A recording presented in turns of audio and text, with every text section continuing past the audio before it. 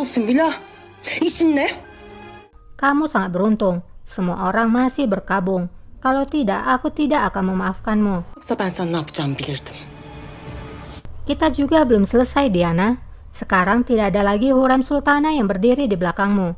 Setelah mengatakan hal itu, Nurbanu pun pergi dari sana. Kanı kollayan Hürrem Sultan yok artık.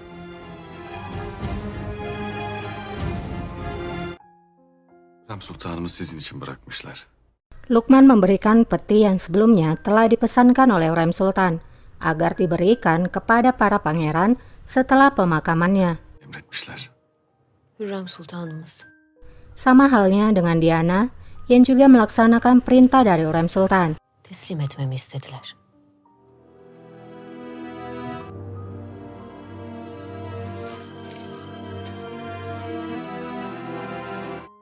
Dan saat dibuka ternyata ada baju perang di dalamnya dan sebuah surat.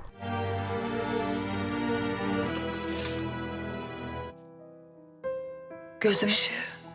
Canım şehzadeler. Baik Selim maupun Bayezid mendapatkan hadiah yang sama. Mereka pun membaca surat terakhir dari Hurrem Sultan yang berisi, "Sayangku, cahaya hatiku, pangeran-pangeranku tercinta. Aku ibumu, Hurrem Sultana, datang untuk meninggalkan dunia ini. Aku tidak akan bersamamu lagi. Aku tidak takut dengan kematian. Namun aku takut kehilangan kalian. Aku takut kalau doaku, nafasku dan kekuatanku akan meninggalkan kalian." Ben ölümden değil. Sizi kaygı şüpheye düşürmesin. Namun jangan tertipu oleh kematianku. Janji yang kalian ucapkan padaku masihlah tetap berlaku. Aku akan bersamamu selama kamu mengingat namaku dan merasakan kehadiranku. Kalian berdua adalah putra dari Hurrem Sultan. Kalian berdua adalah bagian dari diriku. Darah yang sama juga mengalir di pembuluh darah Sultan Sulaiman. Tuhanlah saksiku kalau kalian berdua hidup dalam hatiku, dan tidak seorang pun di antara kalian yang lebih unggul dari yang lainnya. Yüce Rabbim şahidim. Bu son. Hadiah terakhir adalah buktinya. Aku tidak meninggalkan pedang atau belati, tapi baju besi. Dua baju besi yang terbuat dari air mata dan ketakutanku. Gelmiş iki zırh. Hayattayken size nasıl... Seperti aku melindungimu semasa aku hidup, biarlah baju besi ini melindungimu setelah kematianku. Aku harap waktu itu tidak akan tiba, tapi pasti akan ada hari untuk kalian memakai pakaian ini. Allah'tan dileyim. Permintaanku pada Tuhan untuk kalian adalah bertarung berdampingan. Aku berharap baju besi ini melindungi kalian untuk mengalahkan musuh yang sama. Ketahuilah, ketika kalian memulai pertarungan satu sama lain, aku akan kembali ke kuburanku dan jiwaku akan terbakar dengan kesakitan. Aku tidak akan pernah memberikan berkatku kepada kalian. Takdir kalian bukanlah berperang. Berdamailah di setiap kemungkinan. Canımın paresi Selim'im. Sayangku, putra jiwaku, Selim dan Bayezid, semoga Tuhan selalu membantu kalian. Ibumu Hurrem Sultan yang selalu mencintaimu lebih dari hidupnya. Deniz Hürrem Sultan. Setelah membaca surat itu, kedua pangeran pun meneteskan air matanya. Mihrimah Sultanımız kapıdalar hünkârım. Malam harinya, Mirima ingin menemui raja, namun raja menolaknya. Tapi Mirima tetap memaksa untuk masuk. Çekil önümden. Sultan. Çekil dedim. Gel. Baba. Saat di dalam ruangan, raja yang melihatnya datang, ia pun menatap tajam pada Mirima karena tidak menaati perintahnya. Namun Mirima memohon. Ia mengatakan, hanya kita yang bisa saling menghibur. Nasıl halledebilir ki? Namun raja hanya diam. Mirima kembali berbicara. Ini memang sulit. Aku bertanya-tanya bagaimana hidup tanpa ibuku. Ketidakhadirannya membuat semuanya menjadi hancur. Ini adalah kehilangan terbesar. Aku memohon padamu untuk tidak putus asa. Aku telah kehilangan ibuku, dan aku tidak mau kehilangan dirimu juga. Anak-anakmu membutuhkanmu, negaramu dan juga subjekmu. Aku akan selalu berada di sisimu. Bersama kita akan saling menghibur. Pikirkan diriku, Selim dan Bayezid, yang adalah bagian dari Hurrem Sultan. Anggaplah kami sebagai sisa dari ibu. Lihatlah kami demi dia. Namun raja sama sekali tidak merespon. Hatır için bak.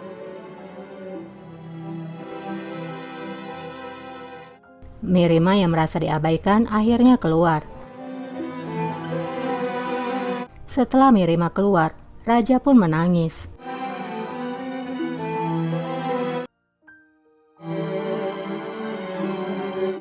Saat malamnya, raja masih duduk di sana. Ia lalu mendengar suara Hurrem yang memanggilnya. Süleyman. Setelah itu, ia juga mendengar suara keributan dan juga suara perintah. Riayet etmeyenleri derhal bana. Raja murka seketika dan pergi keluar untuk melihat siapa yang membuat keributan.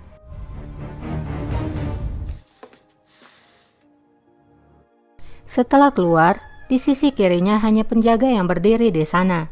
Namun saat raja melihat ke sisi kanan, rupanya ada Gulfem di sana. Raja memanggil Gulfem dengan nada marah. Gülfem! Gulfem pun mendekati raja. Raja kemudian mengatakan, "Aku tidak mau mendengarkan suara apapun di istana ini. Kirim kembali semua orang dari sini."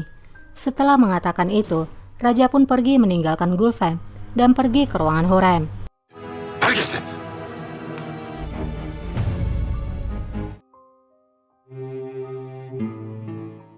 Ia melihat tempat tidur Hurrem yang kosong. Ia pun merebahkan tubuhnya di sana.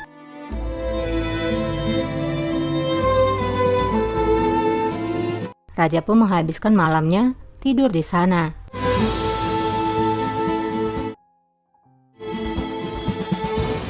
Keesokan harinya, Ferhat memberikan dekret yang telah ditulis oleh raja dan harus diumumkan kepada seluruh orang yang ada di istana. Tedbirler alınsın. Şerifidir. Gulfem pun pergi ke Harim dan membacakan dekret itu, di mana isinya begini. Mulai dari sekarang, harimku akan menjauhi kemewahan dan kesombongan. Olacak. Çalgılar. Tidak ada musik, tidak ada izin untuk menyelenggarakan perayaan dalam bentuk apapun. Mulai dari sekarang, harim akan hidup dalam keheningan. Böyle bu haremde mutlak sessiz. Jauh dari sutra, perak, dan emas. Mereka yang tidak mengikuti perintah ini akan dihukum dengan cara yang paling berat. Altından, gümüşten ve ipekten. Dan terlihat semua barang yang terbuat dari sutra, perak, dan emas pun disingkirkan bukan hanya di harim, tapi dari ruangan raja juga. Hünkârımızın vaziyeti hakkında malumat. Selim menanyakan tentang raja pada Sokulu. Sokulu pun melaporkan kalau raja mengalami kesedihan yang mendalam. Dia tidak akan mentoleransi sedikit pun kebisingan. Selim pun berkata, sulit untuk melepaskan cinta yang begitu besar, tapi duka ini akan berakhir, dan raja akan kembali memihakku lagi. Kemudian waktuku akan tiba. Sokulu pun bertanya, apakah ada sesuatu yang harus aku ketahui, pangeran? Selim menjawab, Sokulu, kamu tahu apa yang dilakukan adikku Bayezid padaku. Kamulah yang telah menghancurkan surat itu karena dia telah berbaris ke provinsiku. Sokulu menjawab, aku harus melakukannya untuk kebaikanmu, pangeranku. Selim menjawab, aku tahu, Sokulu. Selain itu, ibuku akan melakukan sesuatu untuk melindungi Bayezid. Tapi hal itu tidak akan mungkin sekarang.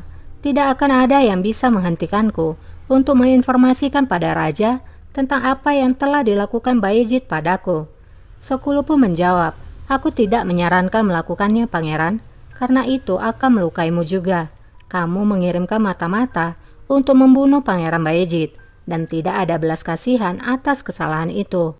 Sebagai tambahan, di sana juga ada saksi atas insiden itu.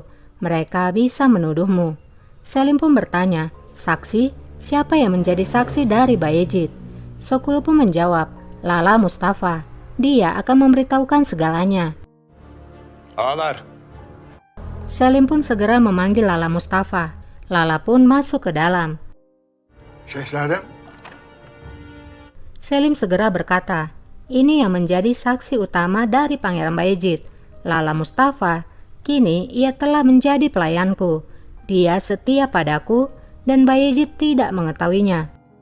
Ve Bayezid'in bundan haberi yok. Sokulu pun menatap kepada Lala. Ia akhirnya memahami kalau kini Lala sudah beraliansi dengan Pangeran Selim.